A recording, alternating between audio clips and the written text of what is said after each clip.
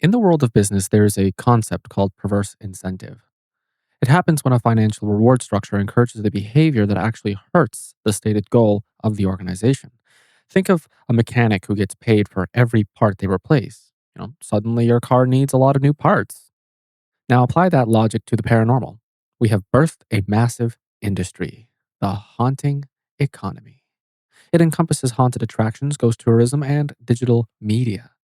It operates on a fundamental paradox. The commodity being sold, objective evidence of the afterlife, is scientifically unproven and inherently unpredictable. And yet, the financial survival of these venues depends entirely on the reliable delivery of that commodity. If you pay $50 for a ghost tour and nothing happens, the product is defective. This creates a conflict of interest. The ghost hunter claims to be a scientist seeking the truth, but the venue owner is a business person seeking to pay the mortgage. And when the mortgage is due, the ghost must appear.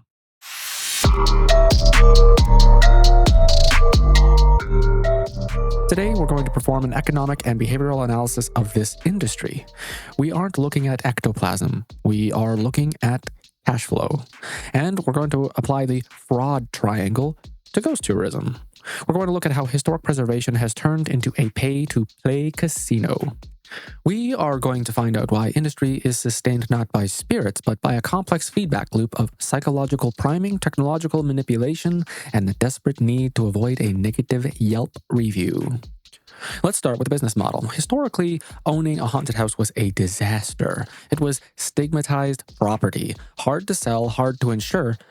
But in the modern haunting economy, that stigma has been inverted. It is now a primary asset.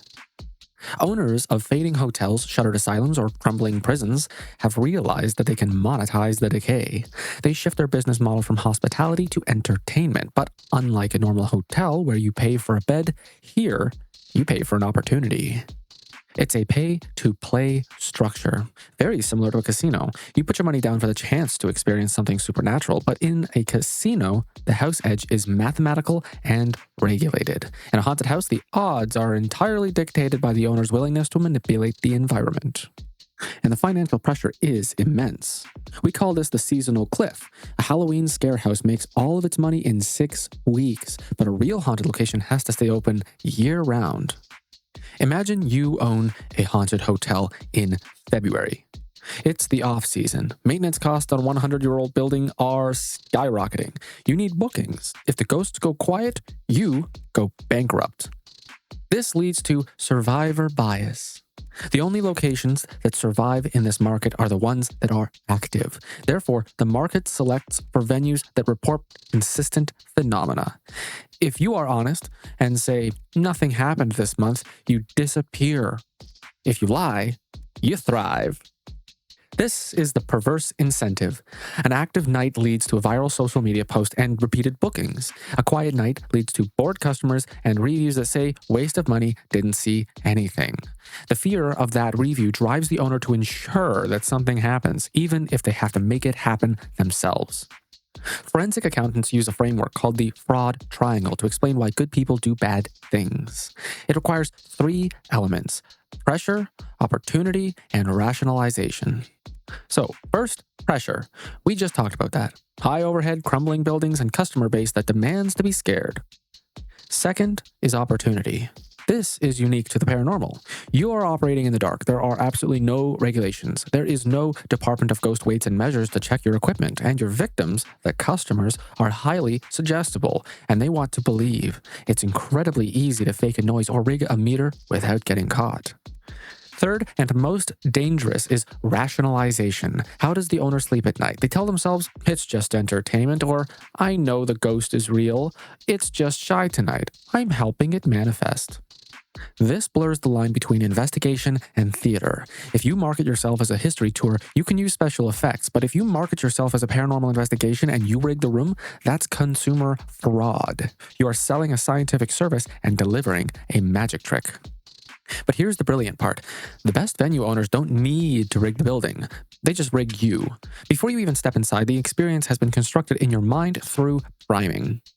Priming is when exposure to one stimulus influences your response to the next one. In ghost hunting, the stimulus is the backstory. The tour guide tells you the warden was a sadist who hated men. You might feel a heaviness in your chest in the basement. And they have just implanted a narrative. Now, when you walk downstairs, your anxiety spikes. Your chest tightens because of adrenaline or maybe dust. But because you were primed, you don't think anxiety. You think the warden is here. The venue has turned your own body into the haunted vessel. Then we have the demand characteristics. You paid $100 for this ticket. You want to be a good subject. You don't want to be a boring skeptic who ruins the vibe. So when somebody asks, "Did you hear that?" you say, "Yeah, I did." You validate the group experience to fit in.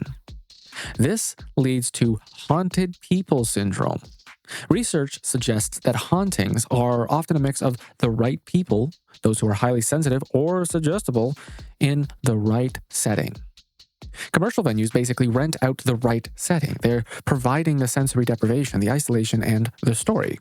They rely on your brain's tendency for pareidolia, finding pattern in noises. They rely on matrixing, your brain filling in the blanks of a dark room. They don't need a ghost. They need you to be scared enough to create one. However, sometimes psychology isn't enough. Sometimes the venue needs to guarantee a physical reaction. And this is where we get into tech manipulation. Let's talk about the fear frequency, 19 hertz infrasound. In 1998, an engineer named Vic Tandy discovered that a standing sound wave roughly at 19 hertz resonates with the human eyeball. It causes your vision to smear. You see gray shapes in your periphery. You also have a vibration in your chest wall, causing feelings of nausea, sorrow, and dread. Some old buildings generate this naturally, but there is a darker possibility. Unscrupulous venues can use hidden subwoofers or modified ventilation fans to pump 19 hertz into a room. They are chemically inducing dread. You feel the ghost because they are vibrating your nervous system. Then there is the fear gauge. High levels of electromagnetic fields, or EMF. High EMF can cause dizziness, hallucinations, and paranoia.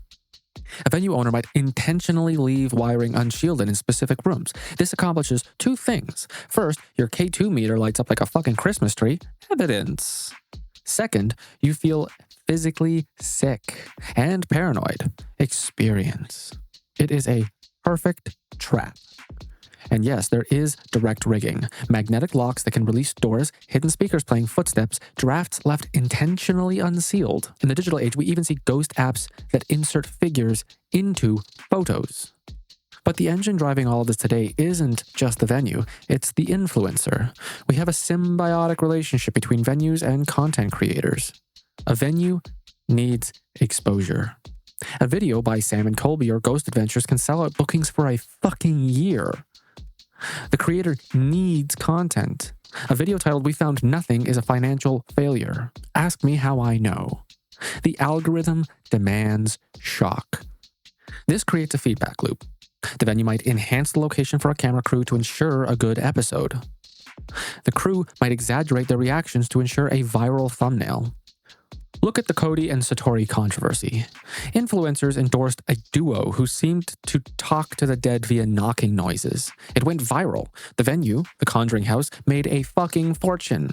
But later, it was debunked as likely being them cracking their ankle joints. But notice the power dynamic. If an influencer debunks a location, they can destroy that business. The venue owner is held hostage by the review economy. They have to perform for the camera. So is it just harmless fun? Is it a spooky version of Disneyland? Not always. Because Disneyland doesn't promise to let you talk to your dead grandmother. The central ethical conflict here is the exploitation of grief. When you charge money for the opportunity to contact a dead person, you're entering a predatory space. You are selling a product that you know you cannot guarantee. And you're using a psychological trigger to trick vulnerable people into thinking that you delivered it. The haunting economy thrives on the monetization of mystery. It turns the silence of the grave into a booming business. The ghost in the commercial sense is not a spirit. It's a product. It is engineered experiences designed to satisfy the demand curve of fear. As long as the check clears, a ghost will always appear. I'm putting that on a t-shirt. Don't steal that. Whether it's a breeze, a vibration, or a carefully placed speaker, business is good. We cracked the code, we broke the spell. Another myth debunked so well. Till next time, don't be deceived. Stay sharp, stay smart. Believe in what's believed. Truth wins out every time. Truth wins out every time.